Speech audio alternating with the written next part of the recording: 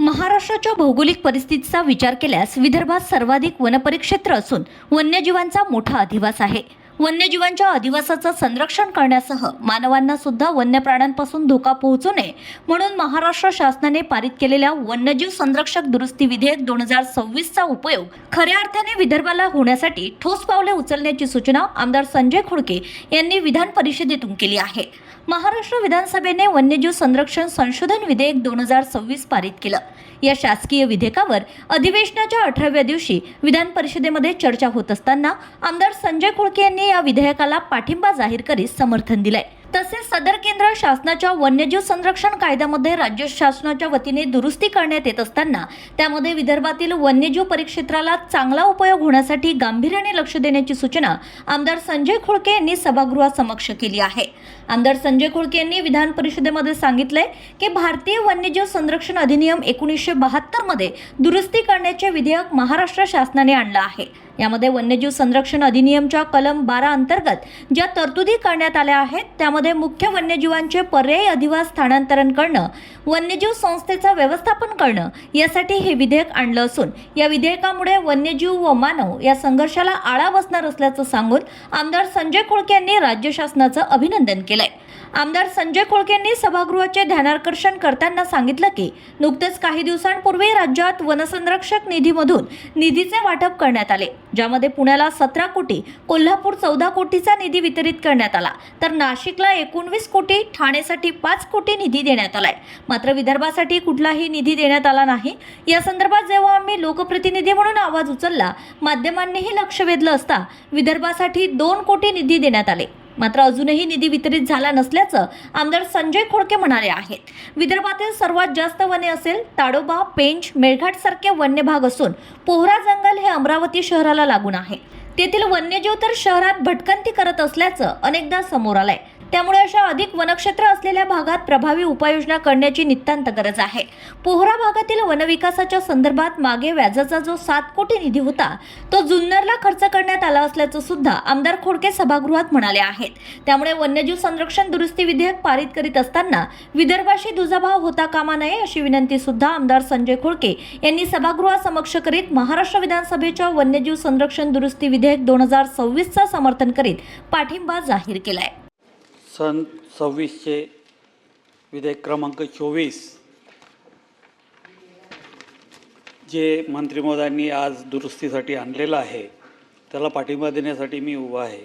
वनजीवन संरक्षण अधिनियम 1972चा 53 यामध्ये सुधारणा करण्यासाठी 12 कलममध्ये सुधारणा करण्यासाठी हे बिल आणलेलं आहे. आपल्याला माहीत आहे की जवळपास 5-7 वर्ष झाले जवळपास या वन्यजीवन प्राण्याचा शेतकरी असू द्या किंवा शहरी भाग जो आहे जिथं फॉरेस्ट लागून आहे तिथं फार मोठा समस्या निर्माण झालेला आहे. आपण दरवर्षी जवळपास विधानसभेमध्ये या संदर्भात सातत्यानं चर्चा करत आहोत. आज मंत्री महोदयाचं विशेष अभिनंदन करायला पाहिजे की त्यांनी पुढाकार घेऊन हा केंद्राचा जो कायदा आहे त्या केंद्राच्या कायद्यामध्ये राज्य शासनाचे जे काही अधिकार आहे त्या अधिकारामध्ये उक्त अधिनियमच्या 12मध्ये मुख्य वन जीवन संरक्षक कोणत्याही वन प्राण्याचे पर्यायी योग्य अधिवास स्थानांतर करणे, वनजीवन संख्येचे व्यवस्थापन करणे व इत्यादी बाबीसाठी हे बिल आणलेलं आहे.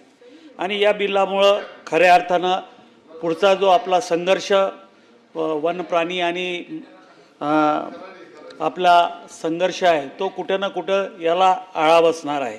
आपण जर पाहिलं तर महाराष्ट्राच्या भौगोलिक क्षेत्रामध्ये विदर्भात सर्वात जास्ती क्षेत्र वनमध्ये आहे. आणि हे सर्व वन संरक्षण करण्यासाठी आपण जे काही पुढचे पावलं उचलणार आहे त्यावेळेस कुठंतरी याच्यात विदर्भाचं दुर्लक्ष होताना दिसत आहे. आपण जर आत्ता पाहिलं की 1-2-4 दिवसाच्या आधी तुमचे जे श्रीनिवास रेड्डी मुख्य वन संरक्षक आहे त्यांनी या वन संरक्षण निधीच्या संदर्भात जे वाटप केलेलं आहे आपण जर तो वाटपाचा जर क्रम पाहिला तर त्याच्यात पुण्याला 17 कोटी रुपये दिले, कोल्हापूरला 14 कोटी रुपये दिले, नाशिकला 19 कोटी रुपये दिले, ठाण्याला 5 कोटी रुपये दिले आणि विदर्भाला 1 रुपयाही दिला नव्हता. आणि आता कुठं ज्यावेळेस लोकप्रतिनिधी म्हणा, पेपर म्हणा, माध्यमामध्ये आल्यानंतर 2 कोटी रुपये त्यांना दिले, पण ते अजून वितरित झाले नाही. माझं म्हणणं असं आहे की जर विदर्भामध्ये सर्वात जास्ती वनं आहे, आपण जर पाहिला ताडोबा असेल, टेपेश्वर असेल, मेळघाट असेल आणि अजून बाकीचे जे वनं पाळण्याचे क्षेत्र आहे, आमच्या अमरावतीला पोहरा आहे, त्या पोहराला लागून शहरामध्ये जवळपास रोज वेगवेगळ्या एरियामध्ये तुमचे बिबटे येत आहे. तिथले सर्व निधी आपण अमरावतीला 7 कोटी रुपये त्याचा व्याजाचा निधी तुमच्याजवळ होता, तो उचलून तुम्ही जुन्नरला दिला, बाकीचा उचलून जुन्नरला दिला. माझं हे म्हणणं आहे की ही जी दुरुस्ती करत आहे, ही दुरुस्ती करताना आमचा त्याला पाठिंबा आहे, परंतु जिथं खऱ्या अर्थानं मोठ्या सर्वात जास्ती वन विभाग आहे तिथं त्या निधीचा उपयोग करता आला पाहिजे. तो कुठं दुजाभाव झाला नाही पाहिजे. या बिलाच्या निमित्तानं मंत्री महोदयांना माझी एवढीच विनंती आहे की आत्ता काल परवा जो निर्णय तुमच्या मुख्य वन संरक्षकांनी घेतला आहे त्याच्यात दुरुस्ती करण्याची गरज आहे. एवढंच या निमित्तानं मी आपलं मानतो आणि बिलाला पाठिंबा देऊन माझे 2 शब्द संपवतो. धन्यवाद.